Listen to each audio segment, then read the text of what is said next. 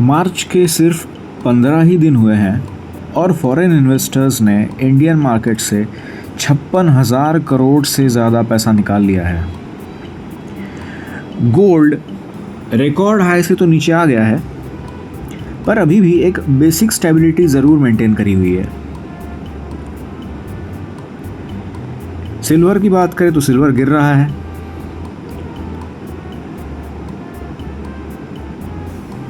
और middle east से LPG supply को लेकर एक नया टेंशन बिल्ड होता हुआ दिख रहा है। तो अब सवाल ये है, क्या मार्केट में कोई बड़ा मूव आने वाला है? और अगर आने वाला है तो रिटेल इन्वेस्टर्स को क्या करना चाहिए? चलिए समझते हैं आज की 5 सबसे इम्पोर्टेंट बिजनेस न्यूज़ जो डायरेक्टली और इनडायरेक्टली इम्पैक्ट कर सकती है आपके पोर्टफोलियो को।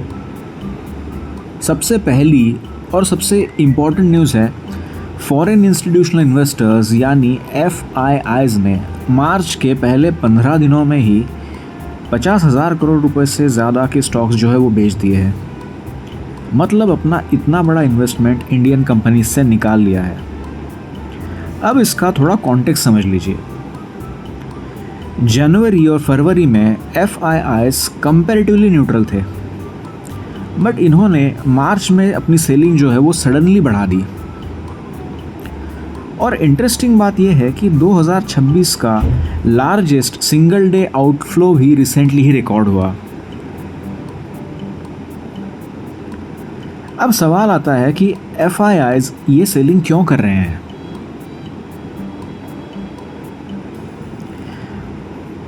देखिए, इसके 3 मेजर रीजंस हो सकते हैं। सबसे पहला जो है वो है US bond yield. US bond yield का मतलब होता है US गवर्नमेंट डॉलर के बॉन्ड पर कितना इंटरेस्ट देती है। इसे ट्रेजरी भी कहा जाता है। अगर US बॉन्ड यील्ड्स बढ़ते हैं तो जो ग्लोबल इन्वेस्टर्स होते हैं वो सेफ रिटर्न्स के लिए US डॉलर में पैसा लगाते हैं। दूसरा रीज़न है हाई वैल्यूएशंस। इंडियन मार्केट का Nifty P ratio historically elevated zone में चल रहा है। मतलब FIIs को लग रहा है कहीं ना कहीं कि अब प्रॉफिट बुकिंग का टाइम है, और इसी के चलते वो इस तरह के डिसीजंस ले रहे हैं। और सबसे बड़ी बात इसके आगे जो होती है वो आप जानते ही है, वो है मिडिल ईस्ट में चल रहे हैं टेंशंस। मिडिल ईस्ट टेंशंस और कमोडिटीज़ की जो वोलेटिलिटी है उसकी वजह से ग्लोबल इन्वेस्टर्स अपना रिस्क हमेशा कम करने के लिए देखते हैं। लेकिन यहाँ पर एक इंटरेस्टिंग बात यह भी है कि जब भी FIIs सेल करते हैं तब DIIs और रिटेल इन्वेस्टर्स जमकर बाइंग कर रहे हैं। पिछले कुछ सालों में इंडियन मार्केट्स में डोमेस्टिक लिक्विडिटी ड्रामेटिकली इंक्रीज हुई है। इसीलिए आज मार्केट FIIs पर उतना डिपेंडेंट नहीं है जितना कि किसी समय पर 2015-18 इस टाइम पर हुआ करता था। तो अब देखना है कि फ्यूचर में क्या हो सकता है। अगर FIIs अपनी सेलिंग को कंटिन्यू करती है तो शॉर्ट टर्म में शायद मार्केट वोलेटाइल ही रहेगा।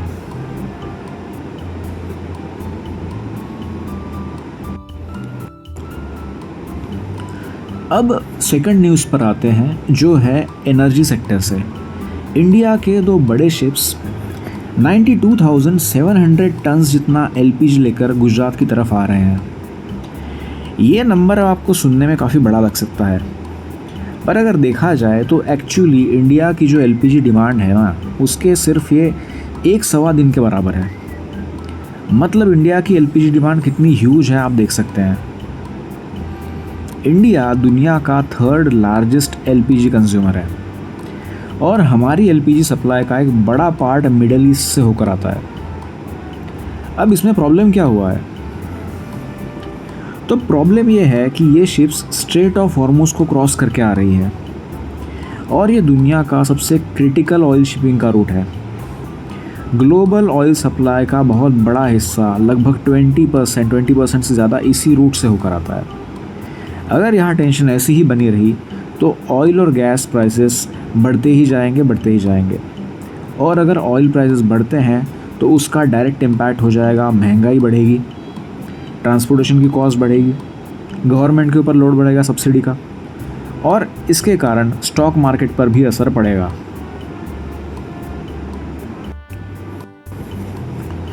अब तीसरी न्यूज़ कमोडिटीज़ से है। गोल्ड ग्लोबल मार्केट में $5,000 पर आउंस के आसपास ट्रेड कर रहा है और इंडिया में 24 कैरेट गोल्ड की प्राइस 1.6 लाख पर 10 ग्राम्स के आसपास चल रही है। इसको अगर आप कंपेयर करें तो सिर्फ 3 से 4 साल पहले गोल्ड 50,000 से 60,000 के रेंज में था।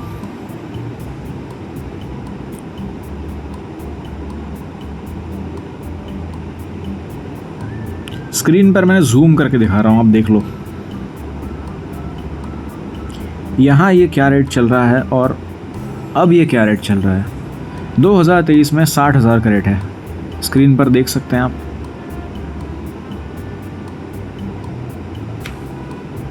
यहाँ चल रहा है आपका ये 60,000 का 2023 में, और अब देखिए अब क्या चल रहा है। अब चल रहा है आपका 1,62,000 एक्यूरेटली जिस टाइम पर मैं रिकॉर्ड कर रहा हूँ उस टाइम पर। तो मतलब 3-4 साल में ही लगभग ये ऑलमोस्ट 3 गुना ज़्यादा हो गया। 3x का जंप है सीधे सीधे।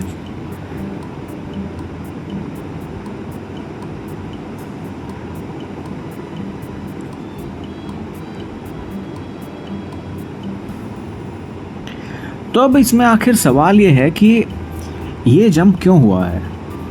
तो गोल्ड का एक सिंपल सा फंडा है कि दुनिया में जब भी वोलेटिलिटी बढ़ती है, अनसर्टेनिटी बढ़ती है, जो कि अभी चल ही रही है, हम जानते हैं कि US ईरान वॉर के चलते, तो इन्वेस्टर्स रिस्क नहीं लेते हैं। तो वो जितना हो सकता है सेफ हेवन एसेट्स में ही शिफ्ट करते हैं पैसा अपना।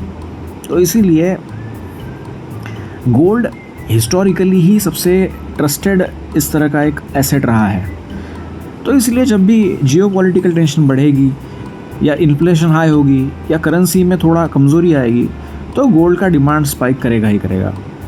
लेकिन यहाँ पर एक इंटरेस्टिंग बात ये भी है कि गोल्ड प्राइसेस अगर इतने हाई रहेंगे तो इसका असर इंडिया की ज्वेलरी डिमांड पर भी पड़ेगा। अब अगली जो न्यूज़ है वो सिल्वर के बारे में है।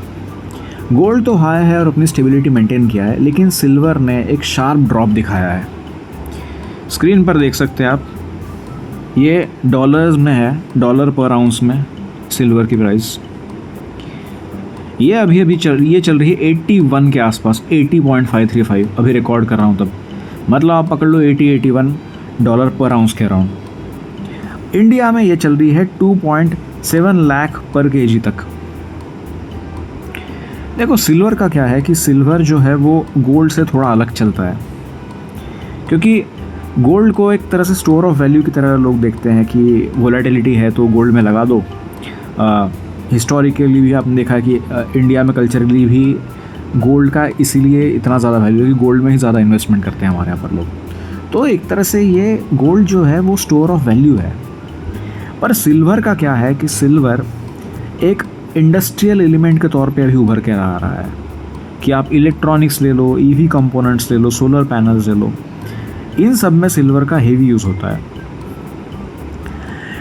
तो इनकी जो डिमांड होगी वो जितनी कम ज़्यादा रहेगी उस हिसाब से सिल्वर की प्राइस जो है वो वेरी करेगी।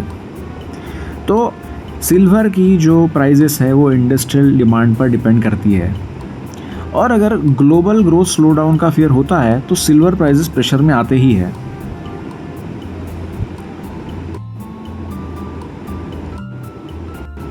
आखिरी जो न्यूज़ है ये एक स्मॉल कैप स्टॉक के बारे में। इससे पहले कि मैं आगे जाऊं और इसके बारे में एक्सप्लेन करूं, मैं आपको एक डिस्क्लेमर या वार्निंग देना चाहता हूं यहाँ पर कि स्मॉल कैप स्टॉक्स जो होते हैं वो रिस्की होते हैं। तो इस स्टॉक के बारे में जो भी चीज़ें आपको बताऊंगा जो इसमें हुआ है, ठीक है, ये कोई रिकमेंडेशन मेरी ओर से नहीं है, ये इसका सिर्फ मैं अपना ओपिनियन बता रहा हूँ और मार्केट्स इस स्टॉक के बारे में क्या कह रहे हैं इस बारे में बता रहा हूँ। तो ये जो न्यूज़ है आप स्क्रीन पर जो दिख रहे हैं वो है सिल्वर टच टेक्नोलॉजीज़। तो अभी रिसेंटली क्या हुआ है कि इसके जो प्रमोटर्स हैं इन्होंने अपना जो स्टेक है वो बढ़ा दिया है इस कंपनी में।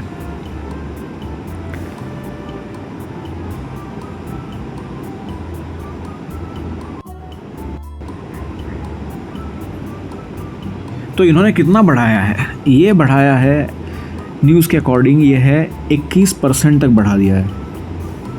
अब ये कब हुआ? जब स्टॉक ने लोअर सर्किट टच किया। जब लोअर सर्किट टच किया स्टॉक ने, और जब एकदम से इसमें जो है वोलेटिलिटी दिखने के लिए मिल गई, और लोअर सर्किट टच करना एक तरह से आप जानते हैं किस तरह का सिग्नल होता है। लोअर सर्किट टच करना मतलब कि जो इन्वेस्टर है वो इसमें भरोसा दिखाते नहीं कई बार। तो जनरली प्रमोटर बाइंग जो होता है वो मार्केट में एक तरह से एक स्ट्रॉन्ग सिग्नल की तरह देखा जाता है, क्योंकि ऐसा माना जाता है, इसके पीछे का लॉजिक ये होता है कि अगर कंपनी का प्रमोटर खुद अपने शेयर्स बाय करता है, जो कि अभी इन्होंने खरीदे जब स्टॉक ने लोअर सर्किट टच किया तब, तो जब भी प्रमोटर खरीदते हैं तो इसका मतलब जनरली माना जाता है कि मैनेजमेंट को कॉन्फिडेंस है इस पर, अपनी कंपनी पर, अगर उसमें वो अपना होल्डिंग बढ़ाते हैं। तो इसके चलते ऐसे सिग्नल्स को मार्केट जो है वो बुलिश सिग्नल मानता है। पर इस पर अगेन मैं आपको बताता हूँ कि स्मॉल कैप कंपनी जब भी होती है बहुत रिसर्च करके जाएं। इसके 2-3 नुकसान होते हैं। एक नुकसान तो ये है कि लिक्विडिटी का है, कि आप इसमें एंटर तो कर गए, आपने न्यूज़ सुनी कि अच्छा प्रमोटर्स ने स्टॉक्स जो है इसमें अपना इन्वेस्टमेंट कर दिया, अपना स्टेक बढ़ा दिया, तो कंपनी फंडामेंटली बढ़िया हो नहीं हो वो अलग मुद्दा है। पर अगर मान लो आपने इन्वेस्टमेंट कर दी कंपनी में, और अगली बार जब स्टॉक गिरता है या कुछ पैनिक सेलिंग आती है, जब भगदड़ मचती है, आप तो जानते हैं ना कि मार्केट में जब पैनिक सेलिंग होती है तो कैसे होती है। तो ऐसे में अगर आप निकलना चाहते हो तो निकल नहीं पाओगे, क्योंकि लिक्विडिटी कम होती है। लिक्विडिटी मतलब वॉल्यूम कितना है, मतलब कितने सारे स्टॉक्स अवेलेबल होते हैं, कितने लोग खरीदने के लिए होते हैं। और स्मॉल कैप कंपनीज़ के केस में मेरा एक ओपिनियन ये है कि भाई आपको बचना चाहिए। अगर आप नए इन्वेस्टर हो, बहुत सोच समझ के अपने एक फाइनेंशियल एडवाइज़र से बात करके, सारा रिसर्च करके फूक के कदम रखना चाहिए। तो ये इस स्मॉल कैप कंपनी के बारे में अपडेट था। तो कुल मिलाकर ये आज जितनी भी मैंने बातें बताई हैं आपको, इन सबको अगर आप जोड़ कर देखते हैं, जैसे FIIs की सेलिंग्स हो गई है, गोल्ड प्राइजेस है, तो FIIs एग्रेसिवली सेलिंग कर रहे हैं, और कमोडिटीज़ जो है वो सारी वोलेटाइल चल रही है। ऑयल की बात कर लो, आप सिल्वर की बात कर लो, गोल्ड भी अपने हिस्टोरिकल रिकॉर्ड हाई से नीचे है, पर कहीं ना कहीं पर स्टेबिलिटी उसने मेंटेन करी है। और एनर्जी सप्लाई पर जियोपॉलिटिक्स का रिस्क अच्छा खासा चल रहा है। तो मार्केट्स अभी स्टेबल सरफेस के नीचे काफ़ी मूवमेंट बिल्ड कर रहे हैं, और हिस्ट्री बताती है कि जब भी ऐसे मल्टीपल सिग्नल्स एक साथ आते हैं तो मार्केट में एक बड़ा मूव ज़रूर आता है। अब देखने वाली बात यह रहेगी कि मार्केट में अगला बिग मूव कब आता है, और क्या आप इसके लिए तैयार रहते हो। तो कमेंट करके बताइए आपके ओपिनियंस क्या है इस वीडियो के बारे में। वीडियो को सब्सक्राइब भी करिए अगर आपने यहाँ तक देखा है तो, ताकि आप तक और वीडियोज़ आए। इस वीडियो को लाइक कर दीजिए और उन तक शेयर कर दीजिए जिन आपको लगता है, जहाँ पर जिनको वैल्यू मिल सकती है इससे। आपका बहुत बहुत धन्यवाद, आपने वीडियो पूरा देखा।